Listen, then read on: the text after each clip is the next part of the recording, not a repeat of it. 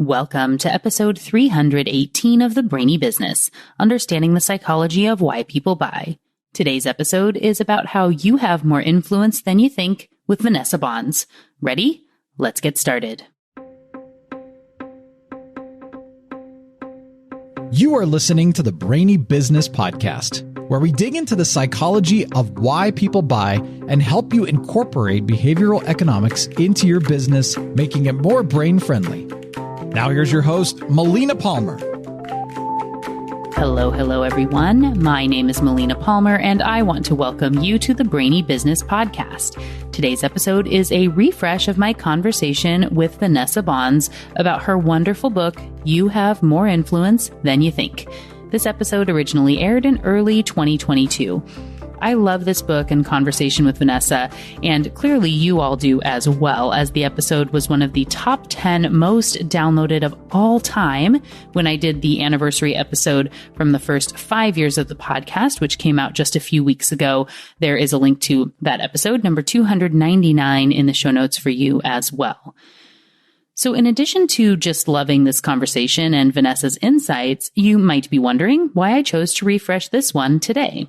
It's mainly because of my guest in this coming Friday's episode, number 319, with Andrea Learned. Andrea is in the space of helping people to increase their influence in a more natural way and to get others to follow them, specifically in the area of what she calls climate influence. Knowing that you can't just shout at people to get them to change, even when it's really important, as that typically backfires, you need to be more subtle most of the time. And it's important to know that even the little things you do can either support that message and build your influence or be working against you. So it felt like the perfect opportunity to refresh this conversation with Vanessa to help you see how the research shows we really do have way more influence than we realize in ways we may not expect. As you listen, consider how you've been showing up. And how does that align with your values? Where might you be able to tweak your behavior in some way and increase the influence you have for others in a way that could have positive change? That might be toward climate change or something else you care about, but keep it in mind as you listen to really prep for that episode coming out on Friday. And don't forget, there are links for everything, including past episodes, articles, and books like You Have More Influence Than You Think, all waiting for you in the show notes for this episode, which are found within the app you're listening to and at thebrainybusiness.com/318. All right, let's jump right in. Dr. Vanessa Bohns, welcome to the Brainy Business Podcast. Thank you so much for having me. It's great to be here. Absolutely. I'm so excited. We were connecting about, it's like the season of influence. I feel like all time is the season of influence anyway, but I'm really loving the books and things that are coming out now. We're going to get into it. I would love if you can start by introducing yourself to the audience for people who Whoa, I don't usually do that. For people who don't yet know who you are. Sure, no problem. So I am an experimental social psychologist, and I have been studying social influence for over 15 years now, believe it or not. And I study social influence in kind of a different way than many other people do, which kind of started back when I was in graduate school. And one of my first studies that I ever ran was with a professor, Frank Flynn, at the business school at Columbia, where I was a graduate student. And to run the study, we needed data from just ordinary people. And so I went down to Penn Station and I asked people to fill out surveys. And we were kind of looking at traditional forms of influence, like what gets people to say yes more when you're asking for things. I did this for days and it was just torturous and I hated it so much. And I still feel kind of traumatized by Penn Station. And when the study was finally over, Frank and I were looking at the data and whatever our prediction was, which I don't even remember now, didn't pan out. And I was so kind of distraught by the fact that the study did not work. And I was like, this was so painful to collect this data. It was so horrible to ask people over and over to fill out a questionnaire. And Frank was kind of looking at my data and he was like, you're describing this terrible experience of rejection and pain and just being totally, uninfluential basically. But I'm looking at the data and actually most people are saying yes to you in this data. And so that's where I kind of started on this journey of exploring influence in a different way than many other people have. So instead of kind of looking at what gets people to do things more or less for you, my colleagues and I tend to look at what our intuitions are about influence and how they match or most often don't match reality. So in our heads, we're like ineffective and, bumbling and people are going to reject us. In reality, that's so often not true. And so that's really kind of the piece that I've offered to the influence literature. And my book is really about that piece, the intuitions and how they match with reality.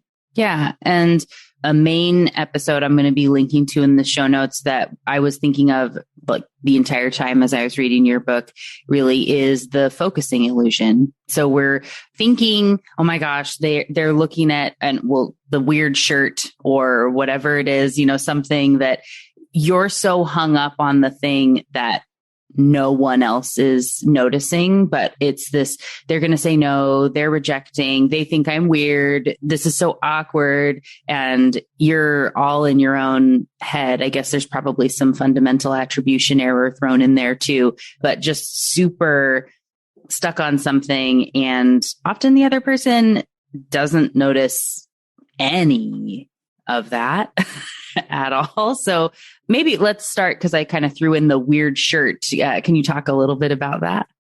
Yeah. And I'll say, in general, sort of this idea of just being, I often describe it as like tunnel vision. We just get focused on one negative thing, the possibility someone's going to reject me or this embarrassing thing someone's staring at, right? And we're so focused on that thing that we don't pay attention to all of the other things that other people are paying attention to. And really one of those main things is what's going on in someone else's head.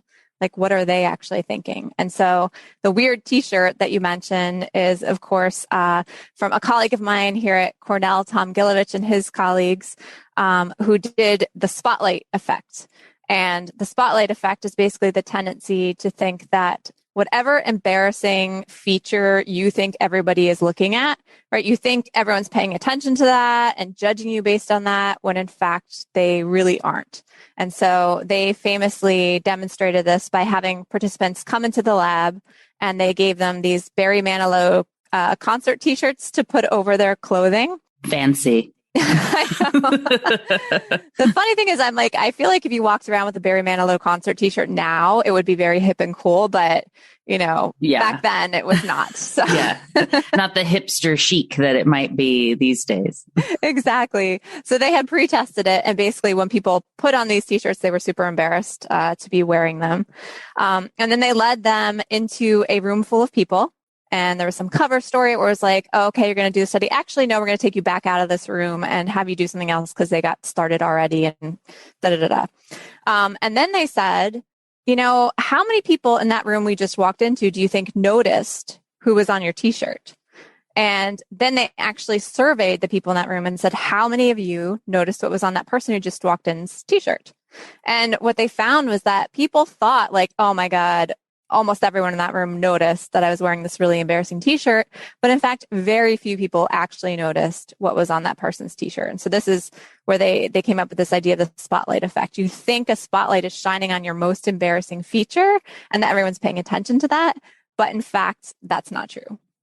Right. And just where you're thinking about your weird freckle or whatever it is. Oh my gosh, it's all anyone can see, but it's really, really not, which is helpful when you think about not getting hung up on your own stuff. I did an episode really early in the pandemic of why we hate to see ourselves on Zoom and with, mirror images versus straight on and all these different things that you get just staring at that thing. Like how, oh my gosh, my eyebrows are crooked or whatever, right? It's all you can look at and you aren't able to pay attention to the words you're saying or whatever it is and get hung up. But how does that all tie in then to influence and how we actually have more influence than we think? Yeah. So this is, I think, the interesting part, right? Is that you would think then, oh, no one's really paying attention to you, but that's actually not true. They're just not paying attention to the things you kind of hope they're not paying attention to, right? The things that you're really insecure about. But in fact, when it comes to you as a whole person, they're actually paying more attention to you than you realize. And so this is something that Erica Boothby, a researcher at Wharton, has called the invisibility cloak illusion. So this is the idea that we often feel like we walk through the world kind of wrapped up in an invisibility cloak. And you can imagine yourself like wearing headphones and sitting on, the subway or, walking through the park with your sunglasses on, and you just feel kind of invisible to the world. But in fact, you're not. And people are noticing you and more than you tend to think. And so Erica Boothby tested this by having people come into the lab and do something very similar to what Tom Gilovich and his colleagues had them do. So they either put on an embarrassing t-shirt, right, just like Gilovich and his colleagues had done, or they just wore their ordinary clothes. So they came in and there was nothing that they had to be sort of acutely self-conscious about. And she basically ran the same experiment. She asked people, how much do you think the other person in this room was paying attention to what you were wearing, right? And then she asked the other person, how much did you notice what that person was wearing? And it turned out that when you were wearing something embarrassing that you were sort of acutely aware of, you got the spotlight effect. You thought someone was really noticing that embarrassing thing about you. But if you were just kind of wearing your ordinary clothes and going about your business and kind of you had nothing that you were particularly self-conscious about, then people were paying more attention to you and what you were wearing than you realized. And so in terms of influence, that means, that people are actually paying attention to us as a whole more than we tend to realize and watching the things we do, noticing when we're in the room, noticing, if we're wearing a mask, if we're recycling, doing all these kinds of things that you could see kind of having downstream effects on other people's behavior. But they're not noticing these just really tiny, embarrassing flaws that are the things we worry that people are noticing. And so in the end, we are really having more influence than we think and, a more positive way often than we think. Yeah. And of course, goes beyond clothing and things like that. And so what I really love is how in the book you talk about the influence of course, there's misinformation and things like that, but being able to have influence. And you talk about, so I do a lot of public speaking and how the speakers are influenced by the people in the room. And you talk about how that comes up in work scenarios and how that happens on a stage. And even if you don't say anything, so if you're a more shy person, perhaps, you may think it doesn't even matter if I'm there. It's not going to make a difference. But thankfully, it sounds like that's not the case. Yeah, so I love this. And I refer to it as the power of being in the audience. And one of the things I love about this is that, first of all, it kind of flips our idea of influence on its head. I think that we tend to have sort of a theory of influence, a personal sort of theory of influence, that it's standing in front of a, group of people, presenting up on stage, holding a microphone or making this big pitch. It's the talking, it's the act of persuasion. And that's when someone says influence, that's what we think of, right? But in fact, and I think this is really, as you said, very reassuring to know if you're more shy and you don't want to be that person in the front of the room, or, you worry about, how articulately you can sort of make a case if you speak up. In fact, influence works both ways. So it's not just that person standing in front of the room. It's also the people that they're speaking to who have influence. And anyone who's sort of been in the front of the room with their PowerPoint knows that you look around at all the faces in front of you and you are really attuned to how they are reacting to the things that you're saying, right? You notice if they're nodding along. You notice if they're looking kind of grumpy or skeptical. And as you sort of tune into the way people are reacting to the things you have to say, you adjust.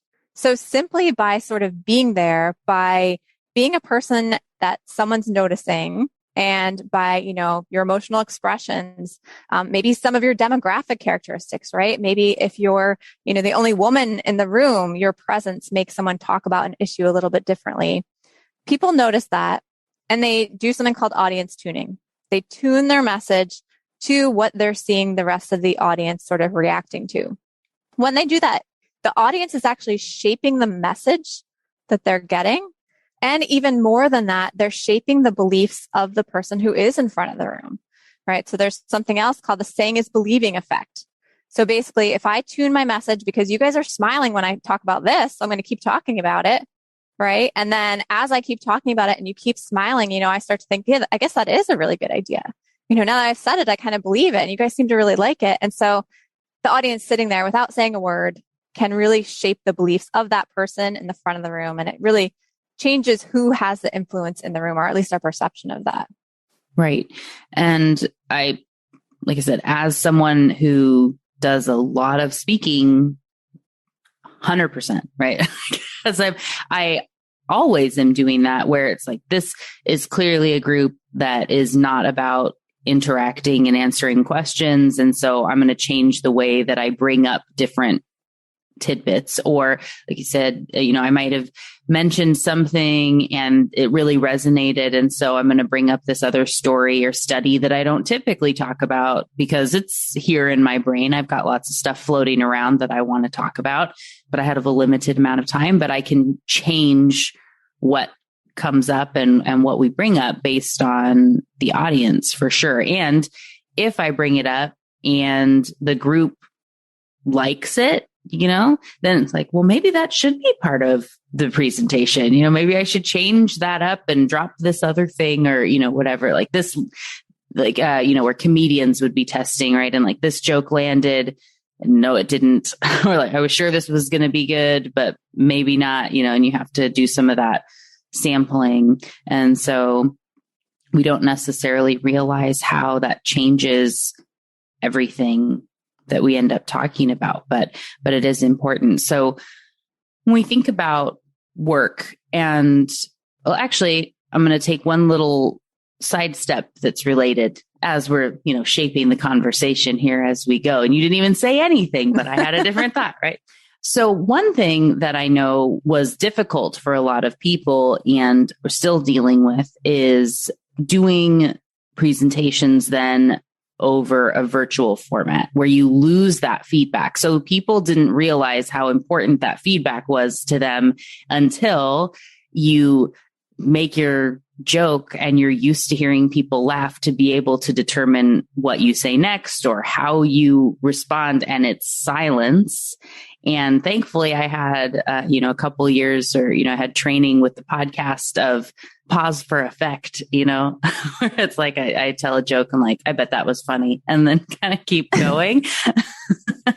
Like when you first start that, it's awful. And it's almost worse to be looking at faces to see on Zoom because it chooses random people and it might be giving you the ones who are not paying attention, but everybody else likes it, but you can't get the room as a whole and they're not feeding off of each other's energy from this like shared enjoyment experience. I know there's some great stuff about that in the book too. So do you have any tips or is there any research or insight as far as, what you should do and how this plays into a virtual experience when you're speaking? And it doesn't have to be where I do, presentations to a conference or something, but, even talking with your teams at work where you're used to being in person, what sort of tips would there be when there's, say, a group call and you're the shy one in the group? How do you have some influence when it's all virtual like that?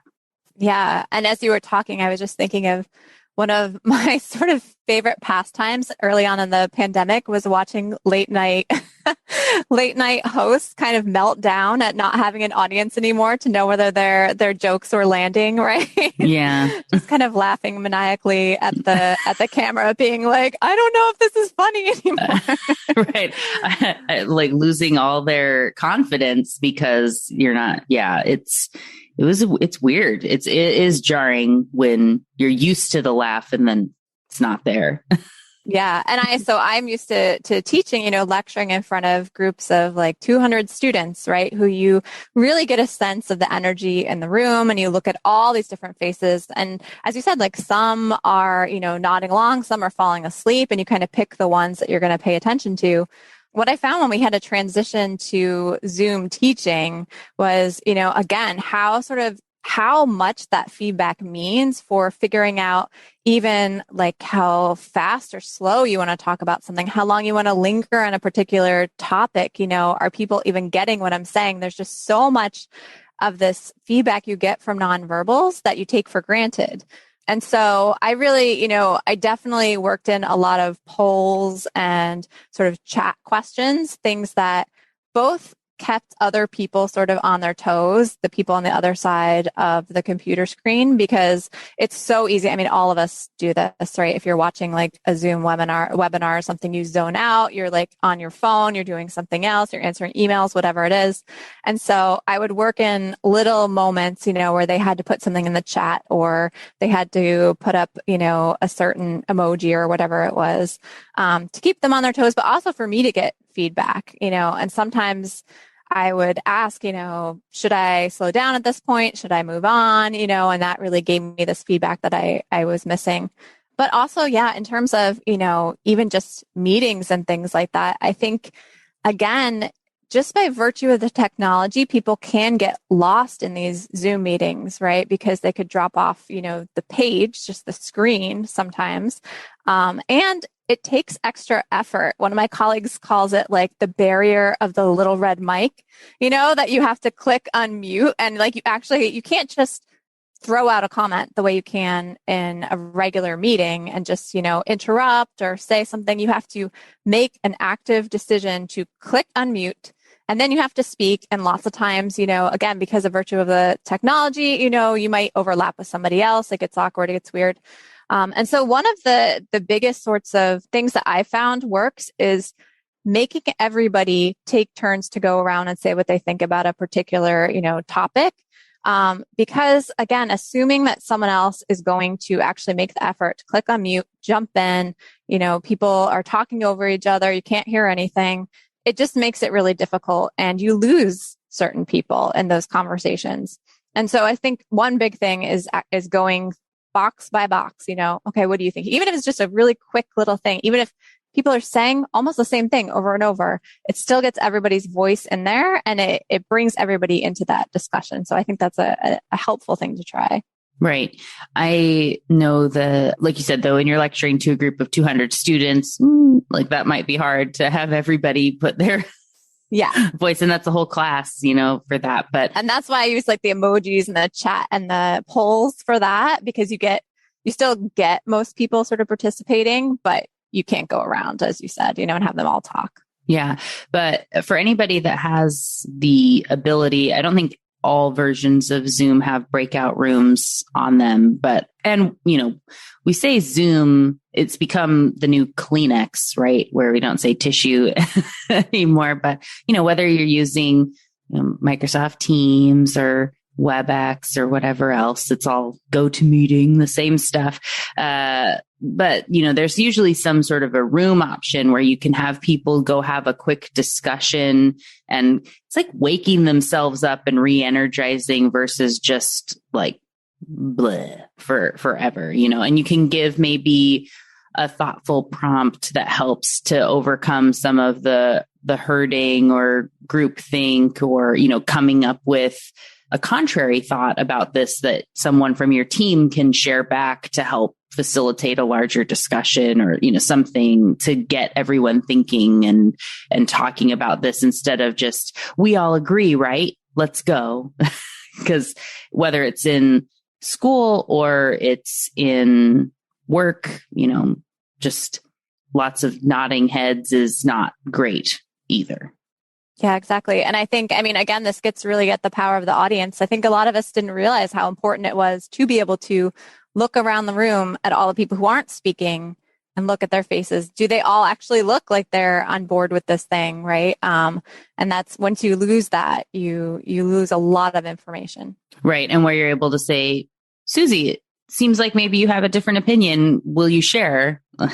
and you don't have that option. And so that really is you have more influence than you think you do. So Susie in this case has lost that connection perhaps in a virtual presence. And if we are looking at going to a more virtual world for lots of work, whether you're on that Zoom thing and you can hide a little bit, but some of these spotlight effects and the invisibility cloak, you actually are having probably more invisibility cloaking than you realize, but in a way that is now negative because you are losing the one way perhaps that you were influencing the group in person that you didn't realize that was helping kind of move you forward. So do you have any advice for those people who, if they're not in person and don't like to speak up, they're losing that power of the audience, of their nonverbal communication?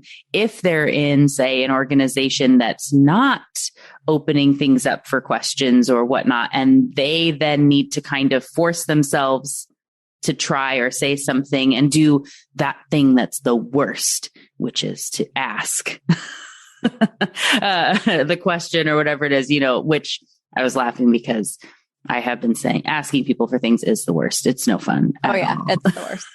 Yeah. Heidi Grant has a book, Reinforcements, about asking for help. And I think one of the chapters is literally called It's the Worst.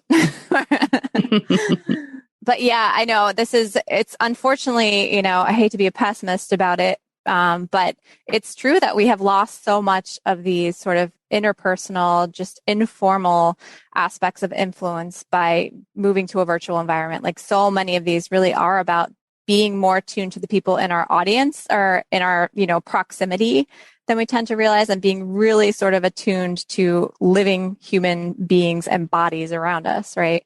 And so you do sort of have to make up for that in some way in a virtual environment. On the other hand, one interesting thing about all of these, video conferencing sort of functions. Now I'm scared to say Zoom because no, you're fine. It is the Kleenex of video conferencing. I think they all have chat functions. And one thing is that, we find it's so much easier to put, dissent or questions and all those things into a chat, right? Or like send an email. This is why lots of people will use a less ineffective means of asking for things by sending an email, because it's easier. It's easier to be rejected. It's easier to say something you might be judged for over email than actually having to speak it out of your own voice. But that can be used to your advantage in things like, video chat. If you are particularly shy about speaking up and like wanting to click that unmute button and be the center of the screen, you can put some thoughts in the chat. And I found that there have been really interesting conversations in the chat that someone else might, then bring into the broader discussion. So that's one way. Another way is that, I've had my students who are shy about speaking in public write out what they want to say in advance, because I think that's just so helpful. And again, over Zoom, it doesn't have to be as obvious in some other contexts. You could like type it, look at it, kind of read from it, or use your notes so that you feel like you can actually get the words out. One of the things I talk about in the book, right, is this idea that we're so worried about being articulate. Like if we say something, we're going to come across as bumbling and inarticulate, and then we're not going to actually have the impact we want. People are going to judge us, right? And none of that tends to be true, right? People think, first of all, that we sounded much better than we thought that we did. But more than that, people really just get the gist of what we say. Like no one's really paying attention word for word to what you say. They're just kind of getting the gist. And so if you have, a group think kind of scenario, everyone's nodding along, going along with this particular, idea that you don't think is the greatest idea, simply saying anything that says, I'm not sure about this, can break that momentum, right? All of a sudden, there's just at least one dissenting voice. And there's so much research showing that just one dissenting voice can make such a difference. Doesn't matter if you're articulate, doesn't matter if you say it perfectly, doesn't matter if you put it in the chat or like speak up. But as long as you know that not everyone actually agrees in this group, now other people in that group are going to be like, I wonder why that person doesn't agree. I'm going to start thinking about, the opposite perspective, and then you can really change the direction of a conversation. For sure. I am going to be linking to the interview I did with Dominic Packer on the Power of Us. And I focused a lot in that episode. And whenever I talk about as with all the books, it's a great book. I highly recommend the entire thing. The piece about dissent, and even just this one insight that dissenting in a group is actually really hard for people to do. And it's not a sign of it. So sometimes people just like to be difficult, right? There are some of those people, but in general, it's really difficult, and people only speak up about things that they really care about. And so knowing that we should all have a better appreciation of dissent, being one thing.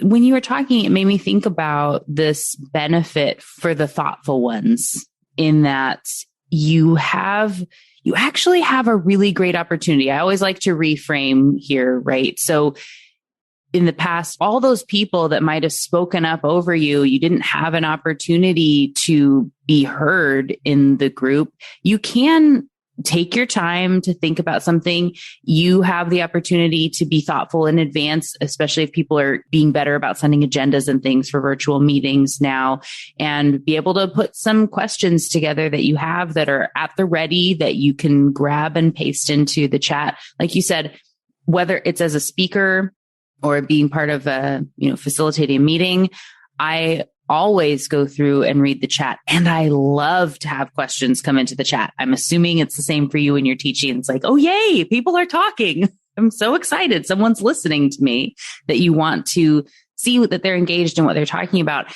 It actually can be really advantageous of giving them a voice where before they might have been hiding because everybody's speaking up. But this kind of the partitioning of the red mic, of giving you that stop point for all the people that would have just shouted out and felt comfortable doing that in the class, or meeting or whatever, now they won't be as likely. You're going to lose some of them in that mix because it's not worth the huge effort to hit unmute for a second and shout out into the void.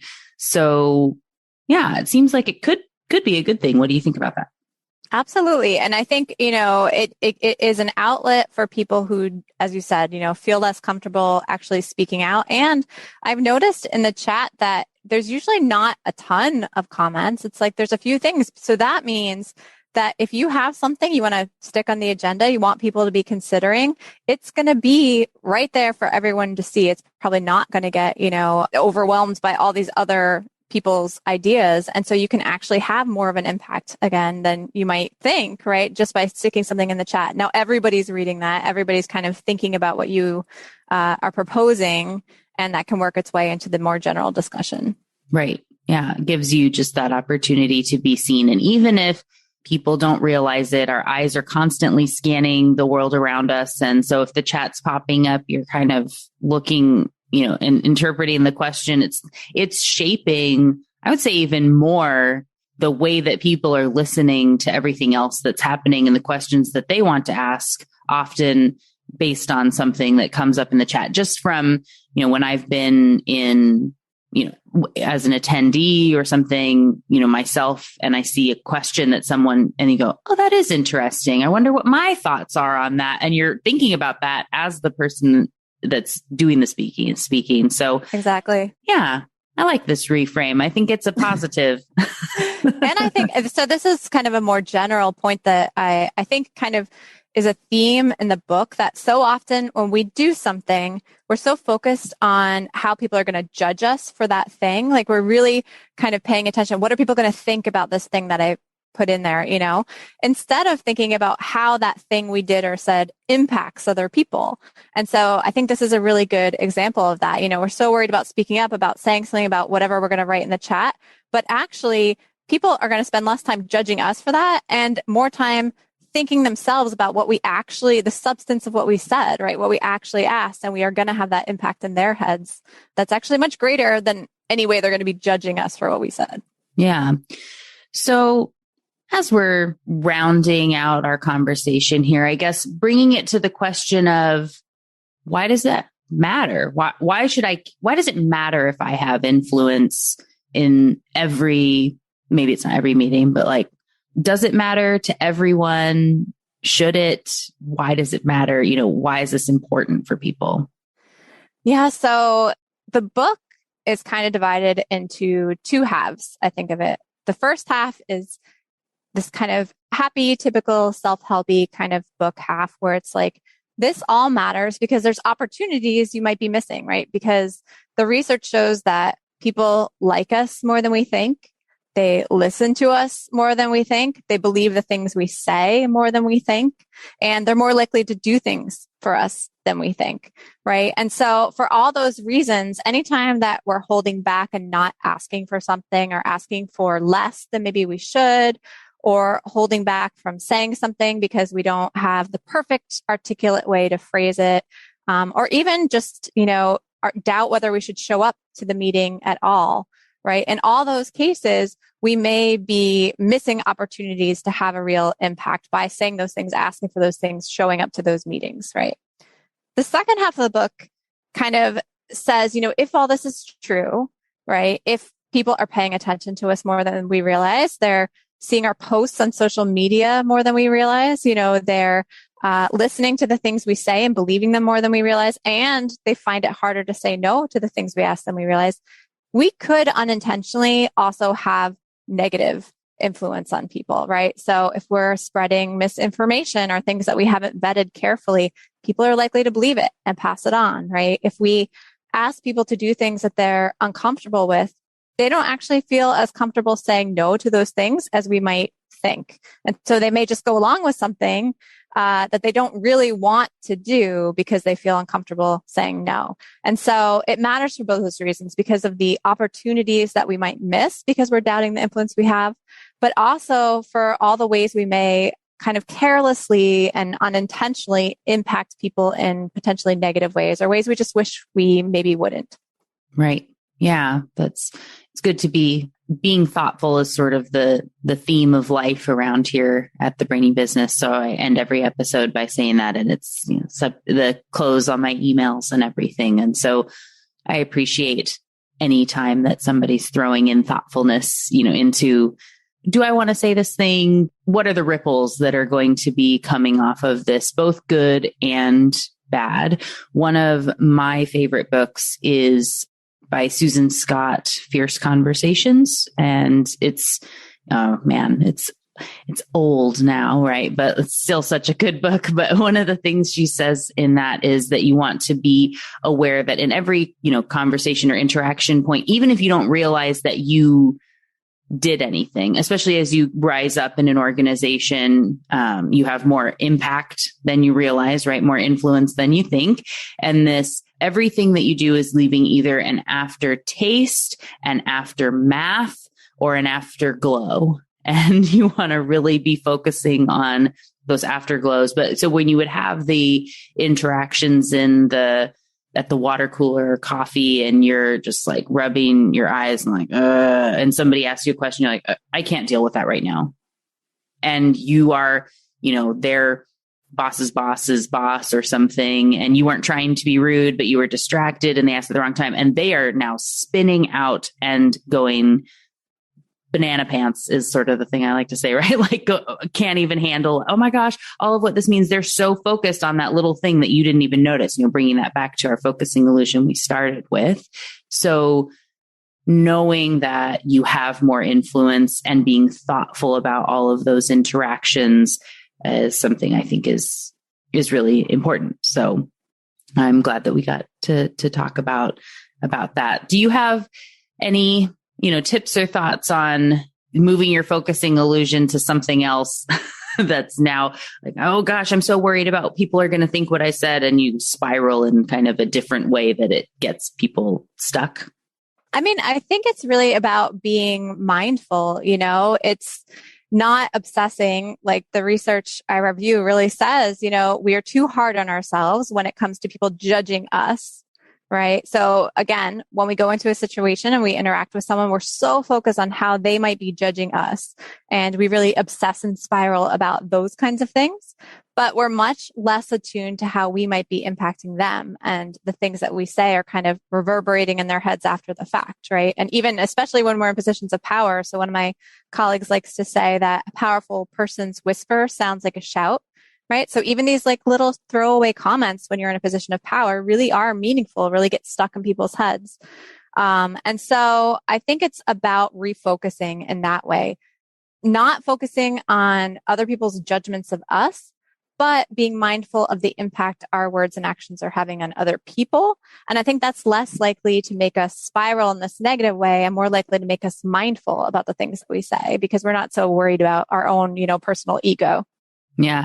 I'm so glad that you said the shout thing, which is in a totally different context to what it reminded me of a piece that was in your book. So everyone, it's so well crafted throughout the book that you go through a chapter and it's like, oh, that's so interesting. And then it's got the next section, like, that's such an interesting little tidbit and like good little stories. It's got a nice, like a clip to it where it feels almost like the kind of Dan Brown of like next section, like, oh, that's so good. You want to get to the next thing. But so one of those little pieces, and you just barely mention The Devil Wears Prada in a different context too, I think, but it made me think about how, and you talk about people tend to shout when they feel like they don't have influence and that, speaking louder when you don't have that confidence. And I remember hearing Meryl Streep talk about playing the part of Miranda Priestley and how everyone expected, and it might have actually been Anne Hathaway talking about this, but you expected to come in on the first day of shooting and for Miranda to have this like booming, yelling at you voice to exert her authority. And she actually spoke incredibly quietly and focused with what she had to say. And like I was saying, it was terrifying, like being in the room. And, Meryl Streep, was saying how all the very powerful men, like they don't yell like that she had seen. And so trying to emulate some of that, where forcing people to lean in to hear you speak and having that confidence of not, shouting is not really influence, but when you have that confidence to just exist in whatever it is that you're saying, I don't think that you got to that point in the book, but do you have I don't know if you've even heard that story, but do you have any thoughts on that? I hadn't, but that makes so much sense. I mean, I do have a section where I talk about how shouting really is born of underconfidence, right? That we shout when we think nobody's listening.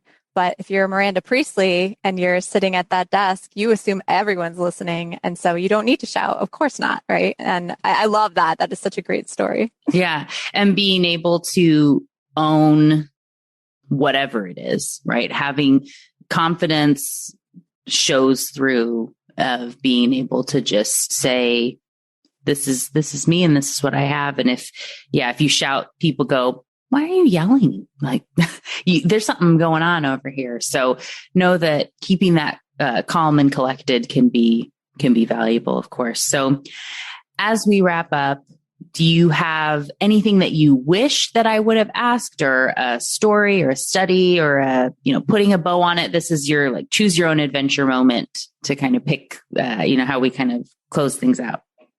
Sure. I will kind of sum up one of the main themes, I think, throughout the book and one of the interventions I offer at the end to try to address it. And so I'd say that a major theme is that so much of our tendency to underestimate our influence comes down to what we see and what we don't see, right? So when we look around a room, we don't see people looking at us because as soon as we look at them, they look away. Right? It's called gaze deflection. So we think people aren't looking at us.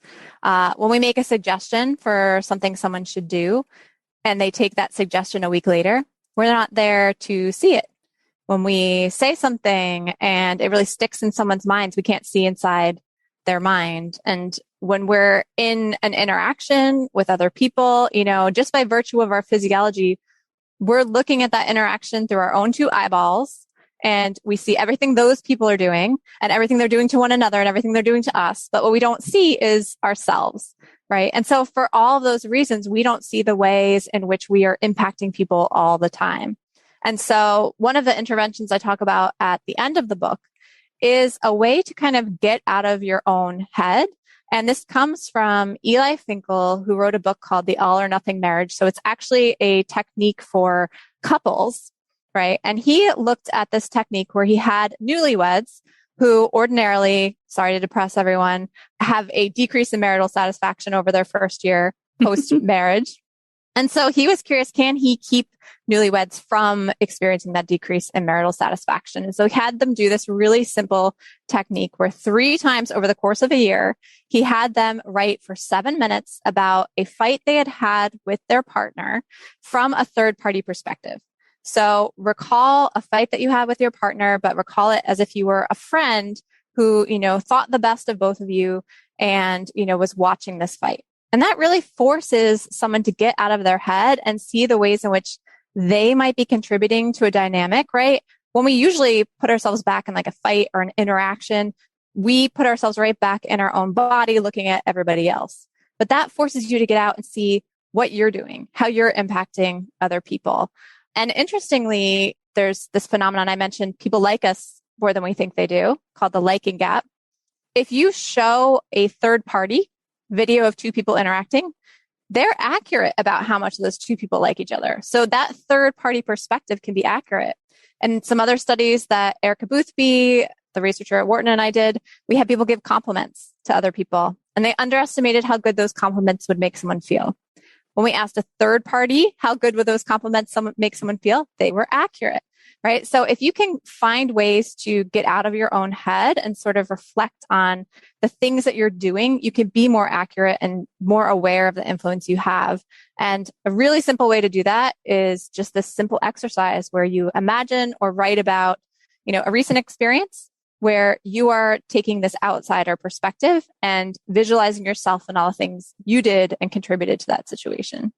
It makes me think a lot of, I really love Dove's Real Beauty campaign. I don't think I've seen any of them that I haven't resonated with, but where they have the, people drawing a picture of someone and like what you expect they're going to be drawing of you. And it's so beautiful compared to what you were thinking, and what words you would use to describe someone were so much nicer than what people expected they would say or what they were going to be worried about. I think it's very rooted in all of the, psychology that, we're talking about here and what's in the book, and knowing that what I get from the book and all the great insights really is this: people like you more than you think that they do. And you've obviously said that, and don't get hung up on, but whatever you think is bad, just forget about it. And I know it's easier said than done, but try not to get hung up on the thing. I talk about that in that episode about why we hate seeing ourselves on video. If you can not look at you, then you don't notice, you didn't notice when you were sitting in a room talking. So it shouldn't impact that, there's a camera, the other people still saw you the whole time. But also knowing any of the times that somebody comments or shares your post on social media or says, hey, thank you so much for providing that feedback. It helped me in this future meeting. That you probably remember someone that said something like that to you 5 years ago because it's so impactful. So why not just tell people more that they're having this great impact on you, showing them that they have that influence, can have hopefully a good, ripple that goes through the world of helping more people to share and, spread that kind of gratefulness around. Yeah. Couldn't say it better myself. Oh, well, thank you so much for joining me. We'll definitely have links in the show notes for your book and to connect. But for everyone that now is so excited to go do that, what is the best way for them that you would recommend for going to get the book, to connect, to chat, whatever it is? Where should they go? Sure. So you can find the book pretty much anywhere. My website, vanessabohns.com. also has links to buy the book, different essays I've written, and also social media connections if you want to connect with me on Twitter, Instagram, wherever. All those links are on my website as well. Perfect. We will absolutely share those. And please share the Twitter love. So what's your handle on Twitter? So it is at Prof Bohns, and Bohns is Bohns. Perfect. Again, will be included in the show notes for everyone, but this is your opportunity to go show how much influence you think was provided and or how influential you feel now. Let Vanessa and I know on Twitter at Prof Bohns and at the Brainy Biz are waiting to hear from you. So thanks again. And yeah, absolutely. Vanessa, thanks so much for joining me on the show. It was a lot of fun. Thank you so much. Yeah. And for both of us, I'm sure, it will mean more than you realize if you send us little love notes online or privately. Quite possibly my favorite thing that ever happened. So absolutely. All right. Thanks. Thank you so much. So what got your brain buzzing as you learned about all your influence today? For me, I find the idea of this invisible-ish influence to be so fascinating, and especially how someone who is an introvert or who doesn't feel like they have a lot of power or persuasion or influence can be shaping their environment without even realizing it, whether it's on a Zoom call while you're in an audience, the things you do and say, the questions you ask, the way you show up in the meeting and on social media. It all matters and can have a huge impact, which is really, really cool. As I mentioned at the top of the show, this is a perfect tie-in to my upcoming conversation with Andrea Learned, who helps people increase their climate influence. And that's coming out on Friday. As we're going to talk about in that episode, which goes beyond climate change and can apply to anything you want to have more influence about. It's so interesting to think about how that social post or the choice to ride your bike into work can have an impact on how people see you and either support your causes or may feel like there's a disconnect and something's just off. Walking the walk is a big way of getting that influence. It's so interesting, and I hope you enjoyed this conversation with Vanessa. As I said, influence has been a super popular topic on the podcast. 3 episodes focused on influence were in the top 10 most downloaded episodes of all time. Of course, there was this one, as well as Zoe Chance's Influence is Your Superpower, and my conversation with Robert Cialdini on his book, Influence. There are links to all those episodes, as well as the best of episode, waiting for you in the show notes, so you can go check them out. And of course, be sure to tune in on Friday to my conversation with Andrea Learned about learning to leverage your influence. The show notes with the links to those related past episodes, books, and articles are all waiting for you in the app you're listening to and at thebrainybusiness.com/318. And just like that, episode 318 on how you have more influence than you think with Dr. Vanessa Bohns is done. Join me Friday for a brand new episode with Andrea Learned. It's going to be a lot of fun. You don't want to miss it. Until then, thanks again for listening and learning with me. And remember to be thoughtful. Thank you for listening to the Brainy Business Podcast. Melina offers virtual strategy sessions, workshops, and other services to help businesses be more brain-friendly. For more free resources, visit thebrainybusiness.com.